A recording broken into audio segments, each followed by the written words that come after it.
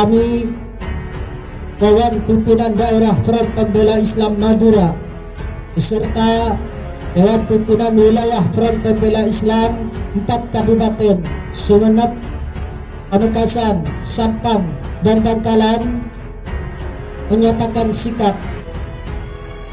bila mana dari hasil investigasi tim pencari fakta TPF membuktikan adanya pelanggaran HAM dalam peristiwa tersebut, maka kami meminta kepada Presiden Republik Indonesia untuk segera memberikan sanksi tegas. Gawat, akhirnya rakyat Madura turun tangan sendiri atasi kasus 16 Laskar Syuhada. Nyawa harus dibayar dengan nyawa. Penyampaian aspirasi ini adalah penyampaian tuntutan yang kami sudah sampaikan diwakili oleh Bu Waka tadi. Yang pertama, usut tuntas secara transparan kasus hilangnya 6 nyawa warga negara Indonesia. Kami tidak masuk ke substansi kejadiannya. Kami hanya ingin perlakuan hukum dilakukan secara transparan dan baik. Kasus-kasus yang menjadi perhatian publik, perkara penyerangan FPI di kilometer 50 saat itu sudah kita hentikan karena meninggal. Kemudian 3 pelanggaran prokes, saat ini semuanya sudah disidang, yaitu Pertamburan, Megamendung, Rumah Sakit Umi.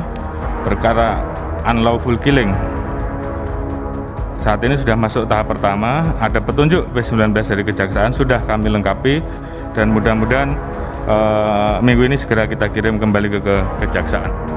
Kalau misalkan tembak-menembak, itu pasti dua-duanya kena, tapi yang satu kena pasti, yang satu kena, yang satu yang enggak, itu namanya suatu ini apa ya, pelaku kriminal. Tembakan. Nah, jelas itu, jadi nggak boleh lah, harusnya ditutup-tutupi. Ayo Komnas HAM nggak usah lah sok-sokan takut-takut dan sebagainya. Bilang apa adanya. Tidak dapat dipungkiri, pihak kepolisian terus-menerus mengklaim kebenaran. Di sisi lain, pihak FPI serta pendukungnya selalu dipojokkan dan diposisikan sebagai pihak yang salah. Untuk meredakan situasi yang semakin panas dan tidak kondusif, serta demi tegaknya hukum dan keadilan, mengajak seluruh anak bangsa untuk terus mengawasi, mengawal, dan ikut mengadvokasi secara intens seluruh proses penuntasan tragedi kemanusiaan tersebut. Akhirnya sebagai penutup, perlu kami ingatkan bahwa tindakan pembiaran, rekayasa, dan penggelapan atas proses penuntasan tragedi kemanusiaan ini sangat berpotensi memicu kemarahan rakyat, sehingga dapat menimbulkan huru-hara dan perlawanan sosial yang meluas. Yang menjadi perhatian publik seperti kilometer 50 dan pelanggaran prokes segera diselesaikan karena sudah ada rekomendasi dari Komnas HAM. Jadi tentunya kita harus selesaikan sesuai dengan rekomendasi tersebut. Keterbatasan kami kan tidak punya otoritas untuk datang ke instansi terkait. Hanya kami menggunakan cara-cara seperti wartawan melakukan investigation report dan seterusnya. Dan Komnas HAM punya otoritas untuk bisa panggil polisi, bisa panggil ini, panggil dan seterusnya. Sehingga demikitu maka kemudian Komnas HAM lebih awal menyampaikan hasil rekomendasi kepada Presiden. Tapi kemudian kami agak terpicu, terusik ketika kemudian Komnas HAM seakan-akan kemudian menuduh FPI mempunyai senjata, kemudian menganggap itu cuma pelanggaran biasa. Yang itu yang kemudian membuat kami bertambah serius untuk melakukan eksplorasi di lapangan. Itu Kang Ajat. Setelah mengamati secara cermat sikap, kebijakan, dan penanganan kasus oleh pemerintah dan Komnas HAM yang kami nilai jauh dari harapan dan justru cenderung berlawanan dengan kondisi objektif dan fakta-fakta di lapangan. Lucunya 2 rumah dari tempatnya Mas Amin tiba-tiba ada yang polisi yang ini, yang apa namanya? Mendatangi. Bukan, nyewa rumah, memata-matai. Ya seperti di Petamburan, kan nggak lucu itu. Ya di mata-matai apa?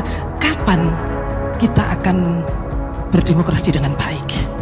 Kebetulan Ini ada ketua umum saya dari Gerakan Bela Negara, Major Jenderal Purnawirawan Budi Sujana, dan Dewan Penasihat kami adalah Jenderal Agustadi. Gerakan Bela Negara ini terus terang saja kita juga anti komunis, dan saya sebagai ketua Dewan Pimpinan Pusat Gerakan Bela Negara bidang hukum dan advokasi sedih, risih, ngeri lihat negara seperti ini. Sedih, dan terus terang saja sekarang ini mirip dengan 1965 PKI dan KGB itu muncul, dan ini sebenarnya hal-hal yang harus kita waspadai. Kita umat Islam akan terus berjuang, tidak akan mundur melawan kezaliman, kebatilan yang ada di negara kita ini. Apapun risikonya akan kita hadapin kalau hal-hal tersebut masih selalu muncul.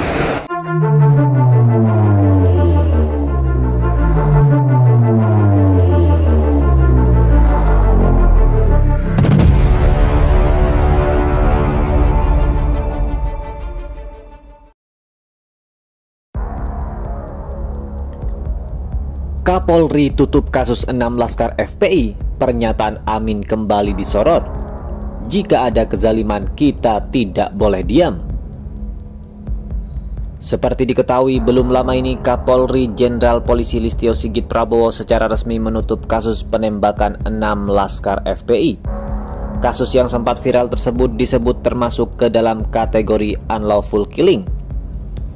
Perkara penyerangan FPI di kilometer 50 saat itu sudah kita hentikan karena meninggal, ujar Kapolri saat rapat dengan Komisi 3 DPR RI pada Rabu kemarin 16 Juni 2021. Kapolri juga menyampaikan komitmen Polri untuk menyelesaikan secepat mungkin kasus-kasus yang menyita perhatian publik. Selanjutnya mempercepat kasus-kasus yang menjadi perhatian publik.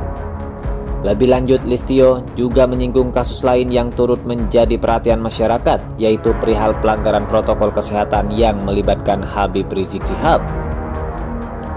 3 pelanggaran protokol kesehatan saat ini semuanya sudah disidang. Petamburan, Megamendung, Rumah Sakit Umi, ujar Kapolri Listio lagi. Kemudian terkait perkara unlawful killing dalam penembakan laskar FPI, Kapolri memastikan bahwa masih dalam proses melengkapi berkas-berkas.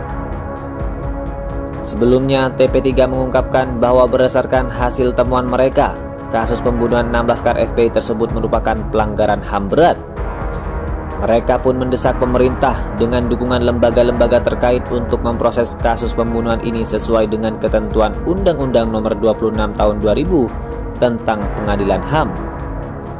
Nah, sebelumnya Amin Rais diketahui beberapa kali tampak geram mengoceh terkait penembakan 6 laskar FPI, dan kini salah satu pernyataannya pun kembali disorot.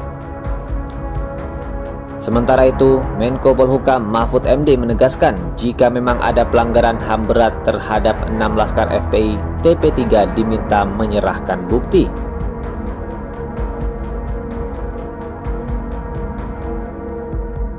Kalau misalkan tembak-menembak, itu pasti dua-duanya kena. Tapi yang satu kena pasti, yang satu kena, yang satu yang enggak, itu namanya suatu ini apa ya, pelaku kriminal. Tembakan. Nah, jelas itu. Jadi nggak boleh lah, harusnya ditutup-tutupi. Ayo Komnas HAM nggak usah lah sok-sokan, takut-takut dan sebagainya. Bilang apa adanya. Tidak dapat dipungkiri, pihak kepolisian terus-menerus mengklaim kebenaran. Di sisi lain, pihak FPI serta pendukungnya selalu dipojokkan dan diposisikan sebagai pihak yang salah. Untuk meredakan situasi yang semakin panas dan tidak kondusif, serta demi tegaknya hukum dan keadilan, mengajak seluruh anak bangsa untuk terus mengawasi, mengawal, dan ikut mengadvokasi secara intens seluruh proses penuntasan tragedi kemanusiaan tersebut. Akhirnya, sebagai penutup, perlu kami ingatkan bahwa tindakan pembiaran, rekayasa, dan penggelapan atas proses penuntasan tragedi kemanusiaan ini sangat berpotensi memicu kemarahan rakyat, sehingga dapat menimbulkan huru-hara dan perlawanan sosial yang meluas. Lucunya, 2 rumah dari tempatnya Mas Amin tiba-tiba ada yang polisi yang ini, yang apa namanya? Mendatangi. Bukan, nyewa rumah, memata-matai, ya seperti di Petamburan, kan nggak lucu tuh. Ya di mata-matai apa? Kapan kita akan berdemokrasi dengan baik? Kebetulan Ini ada Ketua Umum saya dari Gerakan Bela Negara, Major Jenderal Purnawirawan Budi Sujana, dan Dewan Penasihat kami adalah Jenderal Agus Tadi. Gerakan Bela Negara ini terus terang saja kita juga anti komunis. Dan saya sebagai Ketua Dewan Pimpinan Pusat Gerakan Bela Negara bidang hukum dan advokasi sedih, risih, ngeri lihat negara seperti ini. Sedih. Dan terus terang saja sekarang ini mirip dengan 1965 PKI dan KGB itu muncul, dan ini sebenarnya hal-hal yang harus kita waspadai. Kita umat Islam akan terus berjuang, tidak akan mundur melawan kezaliman, kebatilan yang ada di negara kita ini. Apapun risikonya akan kita hadapin kalau hal-hal tersebut masih selalu muncul.